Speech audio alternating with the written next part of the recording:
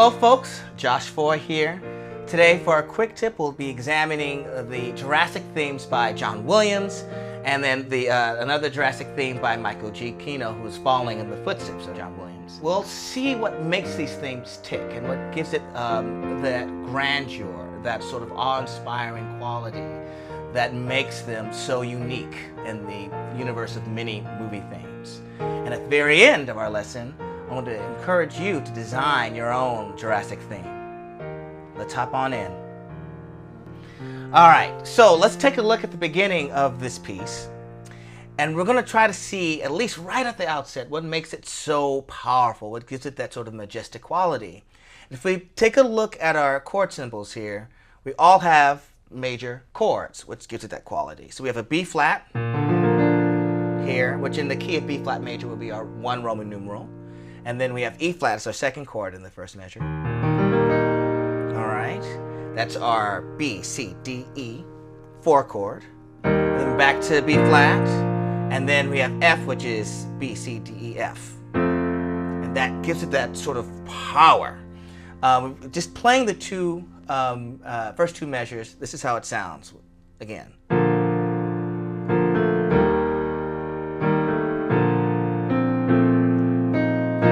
Nice and powerful. And then if you take a look, this is sort of a texture thing too, which is very unique and a common John Williams technique, is in the bass line, the very bottom note is the same note, B flat, throughout every chord change. We call that a pedal tone, so it gets sort of like a power chord quality. Again, gives it that religioso aspect to it. Another cool thing about this, and then we're going to move on to the melody, is especially in the first two measures, we have what we call a hymnal quality, again, adding to the religioso aspect to it, where you can clearly see there's a soprano, alto, tenor, bass texture.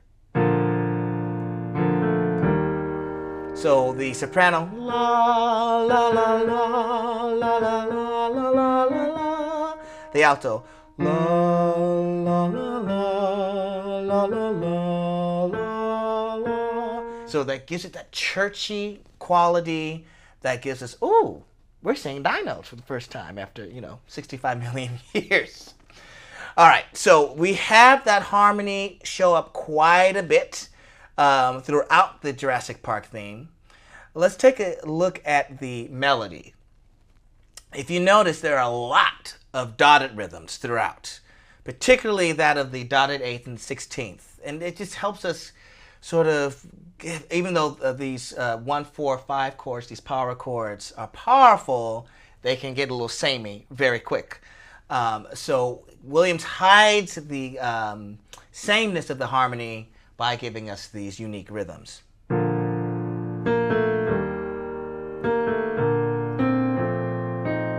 And if you notice, the melody is also highlighting members of the chords that they're involved in, outside of a few stepwise movements.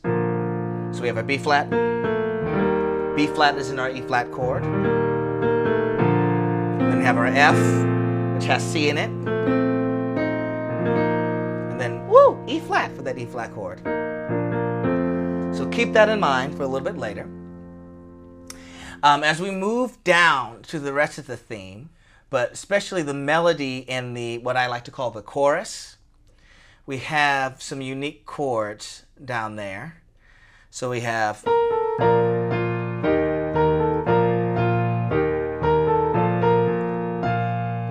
and then this very unique melody note. So this is born from that E flat sus chord, which looks like this. But it's still a 4 chord with that added chromatic note. And then we finish it off here.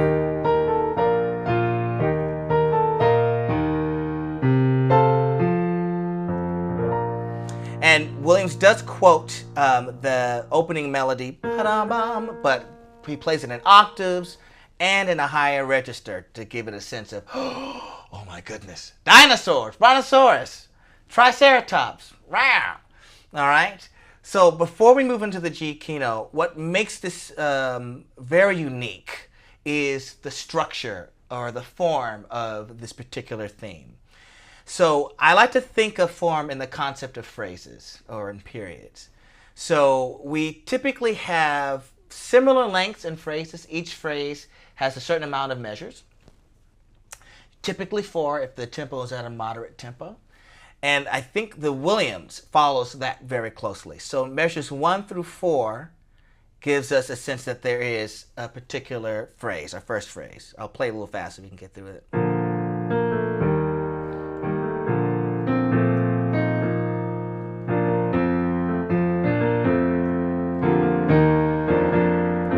That's the end of our first phrase.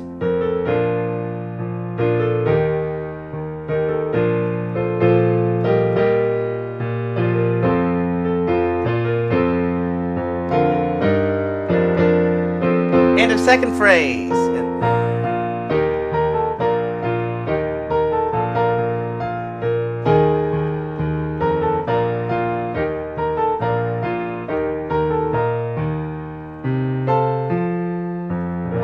And then that was the end of our third phrase. So we have the only change in length is in the last phrase where it has 5 measures instead of the 4 because we're ending on our 1 chord on a B flat major.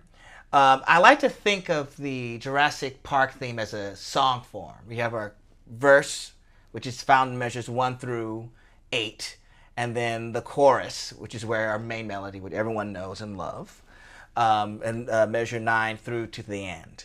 Gives it that sort of sing-songy quality that was very popular during the 1990s, especially with all those Disney songs, Mulan, Beauty and the Beast, verse, verse, chorus.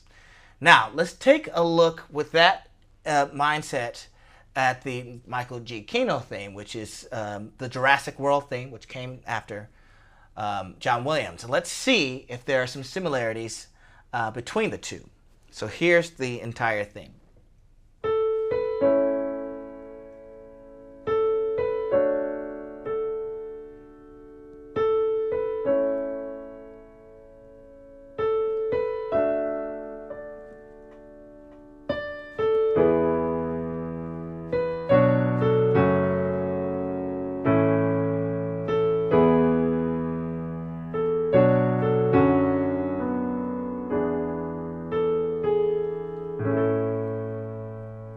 And I'll play those last 3 measures in a second. So taking a look at the first 4 measures. 1, you notice, totally different key. And this time we're opening on an A major chord in A major. So that's our 1 chord. And then we're going to a D chord, which is A, B, C, D, 4. Ooh. And then back to A, which is 1, and then 4. Ooh. Let's go back to that Williams again. At least the first 2 bars.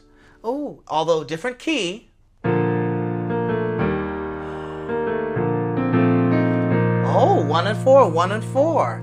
So we have a connection already, at least in the first few bars of both themes.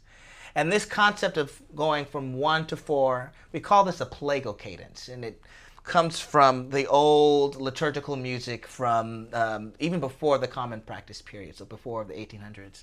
And it gives it that, again, that religious, that churchy quality, that sort of awe-inspiring quality that was very, very common. We usually call it the Amen chord. Amen. But here, we're not at the end of our prayer, we're at the beginning of it all. So that's one similarity. Another is the use, although very sparse compared to the Williams, is the melody notes, particularly the dotted rhythms.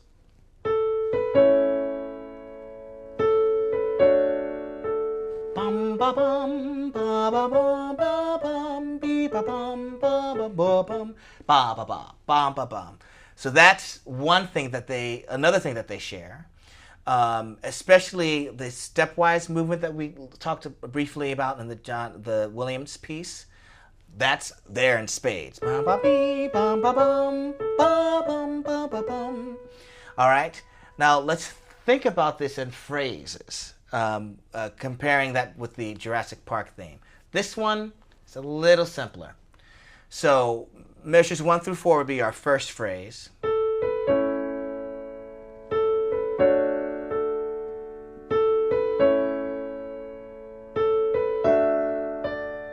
That's end of phrase 1, and then phrase 2. new material.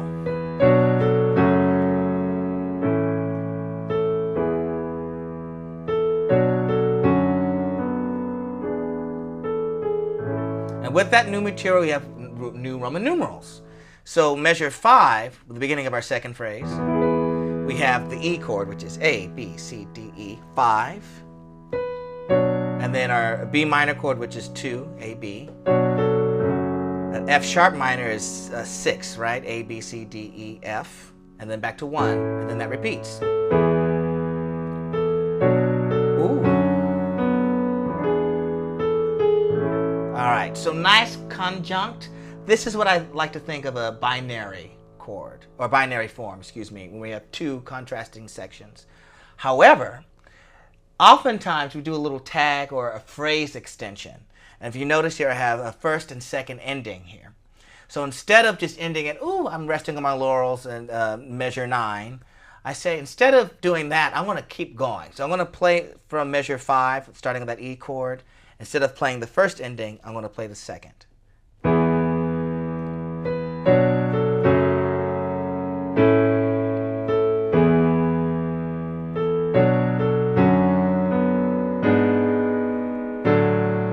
Lots of stepwise motion. And these are very common, particularly in the common practice period where we love to do a little bit of phrase extension, just to give it a little quality. This still is not as long as the John Williams version, and it's far more succinct and clear compared to the sing-song quality of the two. So, with these concepts in mind, I'm going to give you some ideas on how to create your own Jurassic Planet theme. So, firstly, pick a key. We gave you two options: A flat, or excuse me, A major or B flat. Let's do B flat. I like that key. And then we're going to mainly focus on the 1 and 4 chords in the first phrase. And then maybe in the second phrase, throw in a little bit of that 5 here. All right, so we've got 1, our B flat, 4, and then, which is our E flat, 5, which is our F major, so we're going to use these somewhere. All right, and then, so that takes care of the harmony. The melody should be relatively what we call conjunct or stepwise. So boom, boom, right next to each other with the occasional leap here and there. Primarily use notes that are found in the harmony in the chord. And then throw in those dotted rhythms if you can. All right? And then for the form, I would encourage you to keep it very succinct. So I would follow Giacchino's lead and do about 2 phrases of 4 bars of length. All right, so I'm going to make one up and find out how this is going to work, okay? So goal here, measures 1 through 4. I'm going to stick at least as close to Roman numeral 1 and Roman numeral 4 as possible. So maybe our melody would sound like this.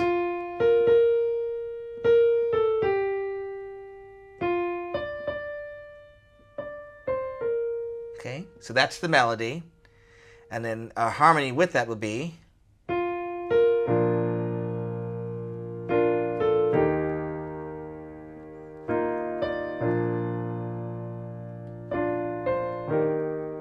Okay. Ooh, that was nice for first 4 bars. And then maybe I'm going to throw in a 5 chord somewhere in our second phrase.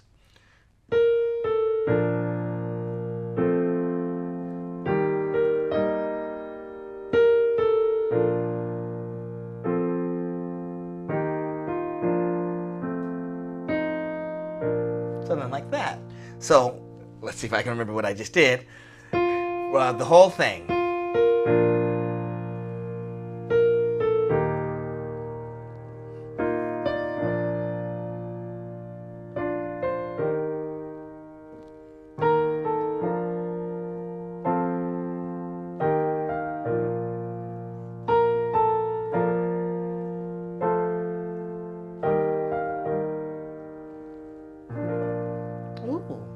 Nice and simple. Threw in that little 5 chord to give it a little bit of spice.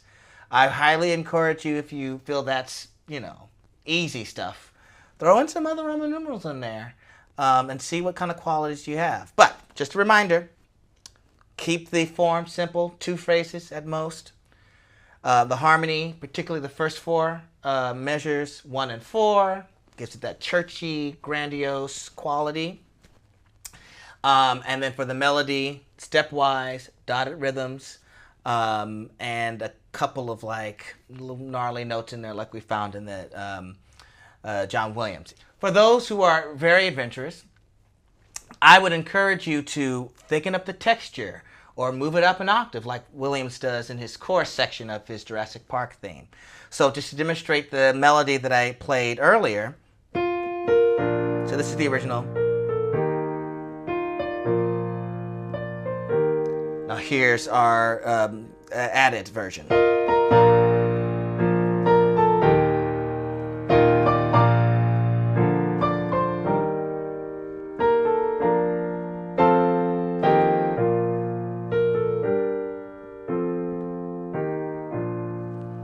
Just to give it a little taste, I'm curious what you'll come up with. I highly encourage you just to be experimental and get as all dino as you can. Good luck. Thanks for watching, and if you enjoyed the lesson, be sure to check out pianowithjohnny.com. We have over 1,000 step-by-step lessons for all playing levels, where you'll learn your favorite songs, styles, and how to improvise at the piano. Thanks for watching, and I'll see you in the next one.